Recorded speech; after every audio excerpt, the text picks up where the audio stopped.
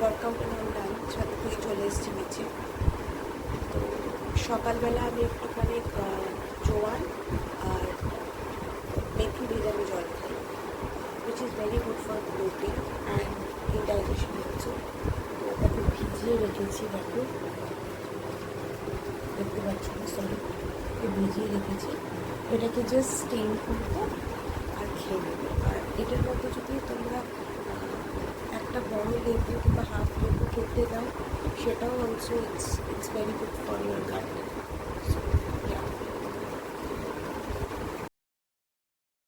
Hello guys, আবার চলে এসেছি।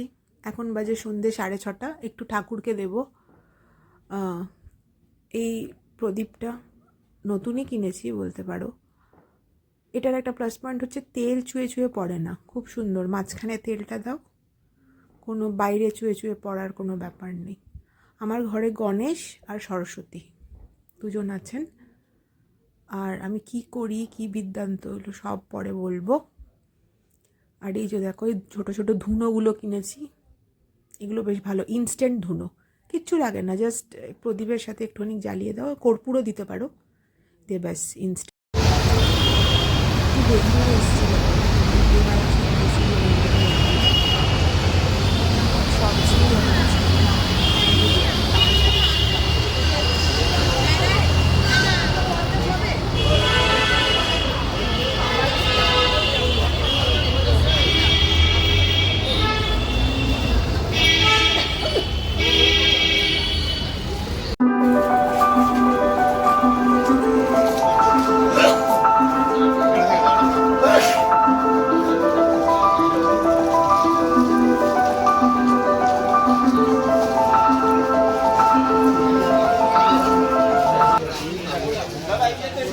কফি হাউস বলে একটা দোকান আছে, ছোটো দোকান, খুবই ছোটো দোকান, সরু দোকান, এটা অনেক পুরোনো। এখানে আমরা প্রায়ই এসে থাকি দোসা এসব খেতে।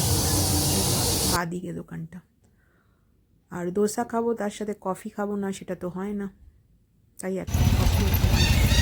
এবার বাড়ির পথে রওনা। আজকের দিনটা এইভাবেই শেষ করলাম।